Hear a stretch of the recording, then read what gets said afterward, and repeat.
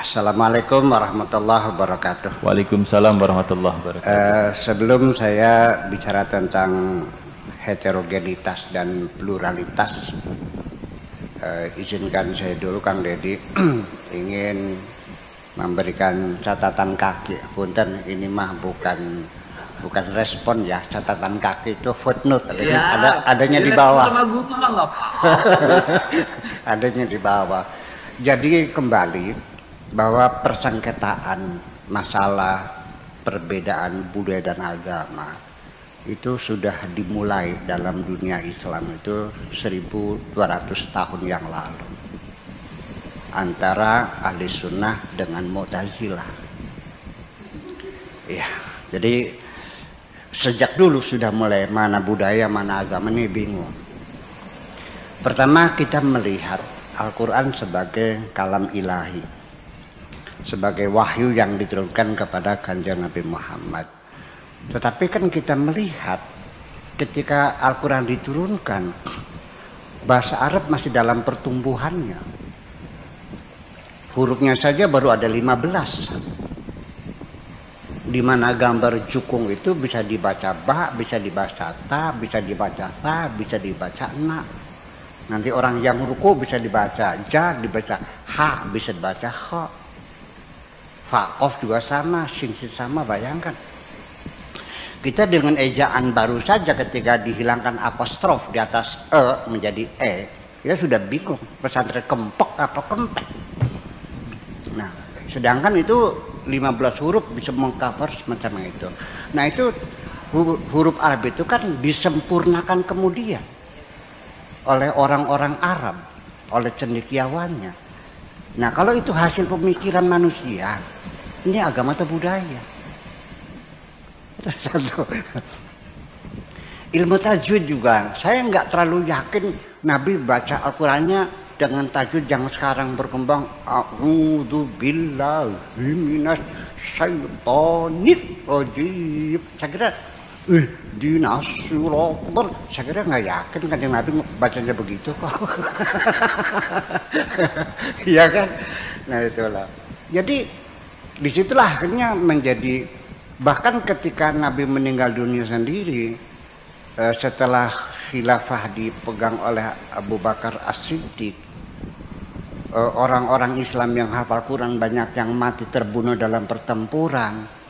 Kemudian catatan-catatan Quran masih berserakan di mana-mana, di pelepah korma, di batu, di kulit-kulit kambing dan sebagainya, yang pada rusak dimakan rayap dan sebagainya. Ide Sayyidina Umar kan mengatakan ini Al-Quran bisa hilang kalau begini. Jadi gimana maksudnya? Kita kumpulkan saja, dibukukan. Ditolak oleh Abu Bakar, tidak disuruh oleh Rasulullah. Tetapi karena Nabi Sayyidina Umar itu berulang-ulang meyakinkan, akhirnya dia setuju juga, tapi sambil ngosong. Ngosong tuh ya silakan, sambil marah gitu tuh. Setuju sambil jengkel juga gitu. Tapi biaya sendiri lah, jangan pakai uang kas negara. Untung ada Sayyidina Umar yang dermawan, dibiayai oleh beliau. Nah, setelah dikumpulkan, yang aslinya itu dimusnahkan semuanya. Dan ini menjadi masalah. Sehingga kita ketika mencari artinya aslinya yang mana, ya, manuskrip yang asli terus pada sahabat awal pertama itu mana, nggak ada, kita nggak ketemukan. Nah itu persoalannya itu. Kemudian ketika Islam berkembang kemana-mana, kan bangsa-bangsa lain yang mengenal salaf kan tidak paham. Disitulah mulai ada gerakan penafsiran. Tetapi ketika mereka menafsirkan Al-Quran berbeda-beda. Sampai ketika mengkodifikasikan hukum Islam berdasarkan Al-Quran juga hasilnya berbeda-beda. Bahkan di ibadah-ibadah murni seperti wudhu juga ada yang nyengol istri bilang batal, ada yang bilang tidak batal, ada yang bilang tergantung. Padahal ayatnya sama. Aula mastumun nisa. Imam Syafi'i bilang batal, Imam Maliki bilang tidak batal, Imam Hambali tergantung. Kalau ada syawatnya batal, kalau tidak ada tidak batal. Nah, ketika berbeda pendapat itu kan pikiran manusia. Nah, jadi akhirnya kan timbullah pertanyaan, oleh kaum Mu'tazilah, kaum rasionalis itu. Bung, begini, ini Al-Quran itu makhluk atau bukan makhluk? Disinilah mulai perpecahan pemahaman budaya dan agama semesta. Jadi sudah 1200 tahun yang lalu. Ya. Dan ketika itu korbannya sampai 10.000 kaum intelektual dibantai pada zaman itu. Ya, kaum Mu'tazilah itu. Jadi kalau andainya kaum Mu'tazilah waktu itu tidak dibantai, mungkin Islam sekarang akan menguasai dunia kok dengan pengetahuan. Ya, tapi bagaimana sejarah seperti itu? Nah, sampai para imam-imam sendiri juga ditindas oleh raja-raja yang Sunni itu. Abu Hanifah dipenjara, diracun dalam penjara mati. Ya, kemudian Imam Abu Hambal juga disiksa sampai lumpuh dia. Hanya Imam Syafi'i yang cerdik. Ketika diinterogasi, ditanya, Imam Syafi'i, menurut kamu Al-Quran itu makhluk atau bukan makhluk? Kalau bilang makhluk, dia mungkin tidak disiksa oleh raja, tapi kan disiksa di akhirat nanti. Kalau bilang bukan makhluk, ya kan? Ya mungkin dia disiksa sekarang ini. Jadi dia dengan mengacungkan tangannya sambil menunjuk jari-jarinya, Innal Quran, sesungguhnya Al-Quran, sambil memegang jari kelingking. Wat Taurat, jari manis. Wal Zabur, jari tengah. Wal Injil, jari telunjuk. Ini semuanya adalah makhluk. Selamatlah dia kan. Itu salah satu cerita kecerdasan tentang Imam Syafi'i. Jadi fitnahnya luar biasa. Nah, jadi artinya dengan sampai kepada penulisannya juga berbeda-beda penulisan. Makanya ada qiraat Sabah itu beda-beda. Ada wadduha, ada wadduhe, ada maliki, ada maliki. Nah, kemudian para ahli sintaksis sendiri ketika mengurai bahasa Al-Quran itu saya melihat sepertinya ada ketidakjujuran untuk mengatakan apa adanya, seperti kalimat Allahumma. Nah, ini secara sintaksis Allahumma itu kata para ahli nahu lah, sintaksis ahli nahu, Allahumma itu asalnya ya Allah, ya-nya diganti dengan mim lalu ditaruh di akhir menjadi Allahumma. Otak saya nggak menerima bahwa ya diganti dengan mim. Ya, kenapa? Karena Allahumma ini di dalam kitab Tauratnya, kitab-kitab perjanjian lama itu mereka menyebutnya Elohim. Sebelum Islam turun itu mereka memanggil Tuhannya Elohim. Orang Arabnya bilang Allahumma. Apa sih, kenapa sih nggak jujur aja? Ini bahasa yang diadopsi dari apa, dalam bahasa Indonesia mengadopsi bahasa yang namanya adopsi. Unsur sarapan ya. Ya, kata sarapan bahasa asing. Kenapa sih nggak jujur aja bahwa Allahumma asalnya Elohim? Nah itu kan, ya saya mungkin itu nanti kebenarannya kita serahkan kepada Allah semuanya itu. Secara kebetulan, sebab bisa saja terjadi orang Arab bilangnya sukar, artinya gula. Orang Inggrisnya bilang sugar, orang Perancis bilangnya sucre, orang Spanyol sukarino. Apakah itu serapan? Apakah memang kebetulan? Nah ini nanti proses kita nanti bicarakan dalam perbincangan bahasa dari satu bangsa ke bangsa yang lain dalam kajian komparasi linguistik. Nah kemudian hasil tafsirnya juga sama, bacanya berbeda, hasilnya berbeda. Nah sampai sekarang belum pernah terjadi penyelesaian, belum ada kesepakatan sampai sekarang. Nah itu. Kemudian fikih yang kita orang menganggapnya ini adalah hukum agama. Fikih itu membaca Al-Quran dan membaca Al-Hadis, di mana kondisionalitas satu hukum itu sepertinya dibakukan. Harus yang ukuran yang benar itu apa yang dilakukan oleh Nabi Muhammad SAW. Sehingga ketika bagaimana hukumnya gitar, mereka akan mencari referensinya. Zaman Nabi sudah ada gitar belum? Nggak ada, ya berarti haram. Piano gimana? Belum ada, ya berarti haram. Nah, kalau gendang ada nggak? Oh gendang ada, berarti boleh kalau gendang mah. Sampai seperti itu. Cebok dipakai tisu boleh nggak? Nggak boleh. Kenapa? Nabi nggak pernah pakai tisu. Ya pukul belum ada tisu. Jadi pakai apa? Pakai batu. Karena Nabi pakai batu. Nah, ketika pemikiran semacam ini muncul di tengah-tengah kita bahwa Islam yang benar itu Islam yang diamalkan abad ke-7. Sedangkan kaki kita sedang mengecek abad 21. Apa tidak tercabik-cabik semacam ini? Ini yang menjadi persoalan. Jadi sehingga ketika mereka menyusun fikih pun masing-masing mazhab berbeda.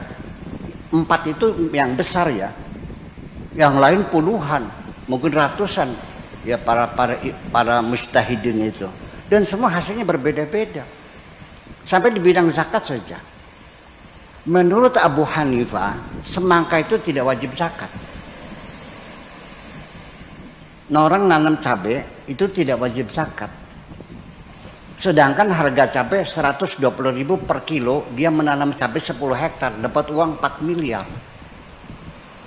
Tapi orang nanam padi yang dapat 25 juta harus bayar zakat.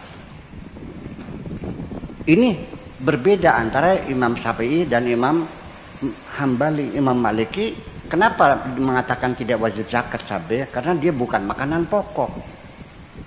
Tetapi Imam Abu Hanifah melihat dari sisi keadilan sosial. Jadi dua pandangan berbeda. Imam Syafi'i melihatnya dari strategi keamanan pangan, Imam Abu Hanifah melihatnya dari keadilan sosial. Jadi fikih itu hasil pikiran manusia bukan. Pertanyaannya, kalau hasil pikiran manusia agama atau budaya? Nah, disinilah makanya Kang Deddy, selagi kita berbicara agama ini pada lingkaran pertama tentang syariat atau fikih, pasti kita bertengkar. Ketika berbicara pada lingkaran yang lebih dalam lagi, akidah, ilmu tauhid, ilmu kalam, juga kita akan bertengkar lagi. Lingkaran yang terdalam yaitu akhlak, juga kita akan bertengkar lagi. Baru kita akan selesai tidak bertengkar ketika kita sudah masuk dalam inti agama, yaitu cinta. Saya kira seperti itu. Nah, kemudian, oke, sekarang saya lanjut, itu catatan kaki buat yang tadi. Kemudian tentang heterogenitas dan pluralitas, sengaja saya pakai dua-duanya karena heterogenitas tidak mewakili pluralitas. Demikian pula sebaliknya. Saya ingin bicara dengan bahasa sederhana sajalah karena audiens kita juga kan heterogen.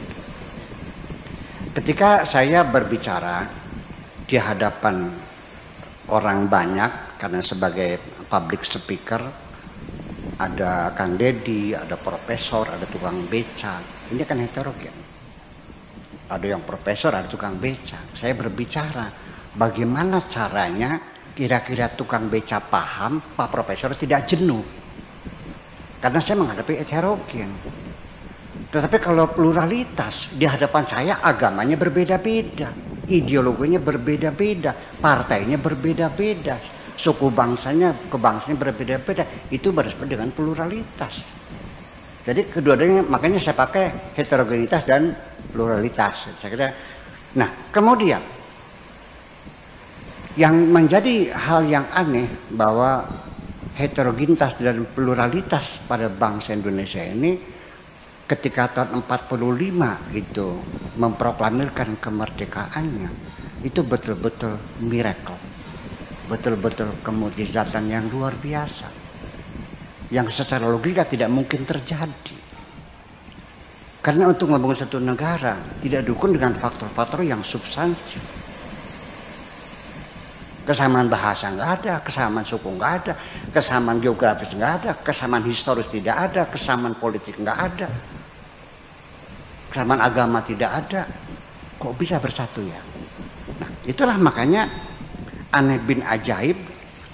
Jadi bukan hanya Candi Borobudur sebagai 7 keajaiban dunia, berdirinya negara Indonesia pun menjadi keajaiban dunia juga sesungguhnya.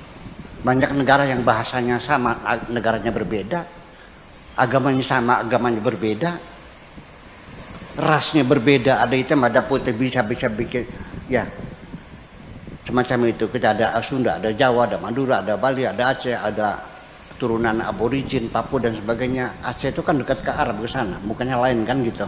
Kan jauh berbeda. Jarak antara Aceh, Maroko sampai dari Sabang Merauke itu panjangnya lebih panjang dari benua Eropa kok.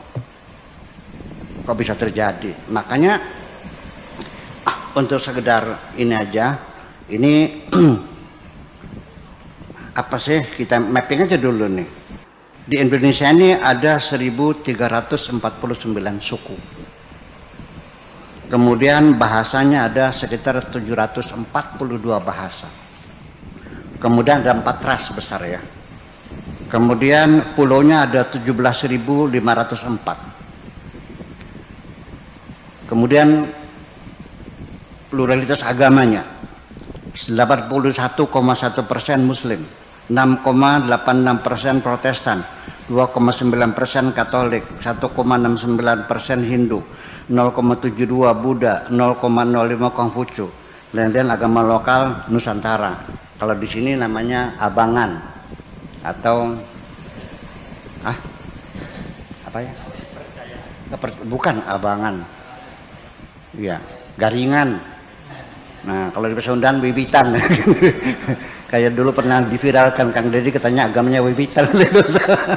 Masih ingat dulu tuh, kayak dulu tuh. Nah, ya itulah, itu kan hoax ya, fitnah saja macam itu. Dan kemudian juga kita lalu mencari landasan bersama, apa yang menjadi landasan supaya kita menjadi satu negara. Kesamaan bahasa nggak ada, kesamaan agama nggak bahasa, kesamaan suku nggak ada, sejarah, ekonomi, politik, geografis, perjauhan nggak ada. Itulah makanya terjadi apa namanya perkelahian atau percaturan. Akhirnya tercapai juga satu kompromi, yaitu ada 2 keinginan, negara Islam atau negara sekuler. Itu 2 isunya. Ya, jalan tengah akhirnya tercapailah konsensus anak bangsa ini, Pancasila sebagai dasar negara kita itu. Yaitu ketuhanan yang Maha Esa. Itu adalah hasil konsensus, bukan hasil galian orang kok, hasil konsensus kita bersama. Kemudian Undang-Undang Dasar 45 dinyatakan tiap-tiap penduduk diberikan kebebasan untuk memilih dan mempraktikkan kepercayaannya. Selanjutnya, penetapan Presiden nomor 1 tahun 65 tentang pencegahan penyalahgunaan dan strip atau ya penodaan agama secara resmi hanya diakui 6 agama. Ya. 1 Islam, Protestan, Katolik, Hindu, Buddha, dan Konghucu. Kemudian Mahkamah Konstitusi nomor 7 tahun 2007 telah diakui aliran kepercayaan agama asli Nusantara. Kemudian Presiden Gus Dur juga menetapkan libur untuk agama Konghucu, Imlek, macam. Nah, ini terjadi konflik program transmigrasi dulu pada Pak Harto. Ini orang Jawa pada ke Kalimantan, ke Sumatera dan sebagainya, itu juga dinilai terjadi konflik. Belum lama kan antara Dayak sama Madura ya, dan di mana-mana kan terjadi konflik karena mereka itu menganggapnya sebagai penjajahan suku Jawa. Kemudian pengalaman yang sama-sama itu kita alami itu hendaknya menjadikan kita pelajaran, karena bagaimanapun sejarah itu Kang Deddy adalah sebagai supplier bahan baku pokok ideologi kita ini. Ya, tidak bisa dibohongi. Yang terjadi itu jadi pelajaran. Nah, kemudian saya ingin mengatakan bahwa setelah reformasi tahun 98, saya sebagai narasumber adakan seminar di Jatibarang di gedung PUI dengan Sri Bintang Pamungkas. Saya bilang segera ini setelah selesai segera pertama kali diprioritaskan rekonsiliasi. Sebab ancamannya kalau tidak rekonsiliasi Indonesia bisa bubar. Beliau waktu itu mengatakan mana mungkin Indonesia bubar. Saya tidak membantah, cuma saya bertanya, mana Sriwijaya, mana Majapahit, mana Tarumanegara, mana Romawi,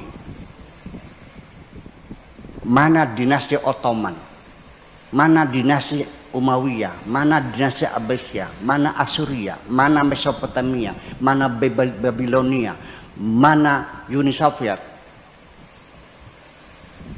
Suatu ketika kita juga bisa mengatakan mana Indonesia.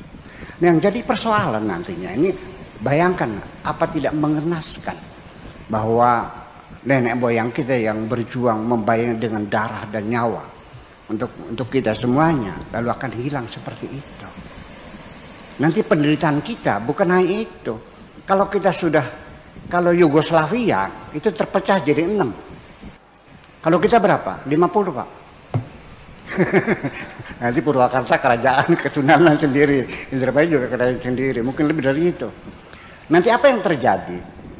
Kalau sudah negara ini kecil-kecil, yang terjadi adalah kita akan menjadi satelit-satelit negara besar kok. Itu satu.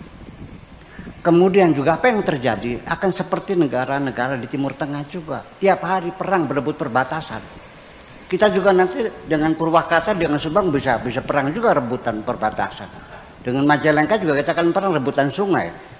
Karena itu kehidupan kita. Kalau ditutup gimana? Mampus kita kan. Jadi ya semacam itu. Jadi artinya bahwa saya yakin sekalipun suasana sekarang saya tidak mengatakan memanas ya, menghangat aja ya. Tidak memanas, menghangat aja. Saya yakin bisa diselesaikan asal masing-masing pihak punya keinginan untuk menyelesaikan. Saya kira terima kasih ya. Assalamualaikum warahmatullahi wabarakatuh.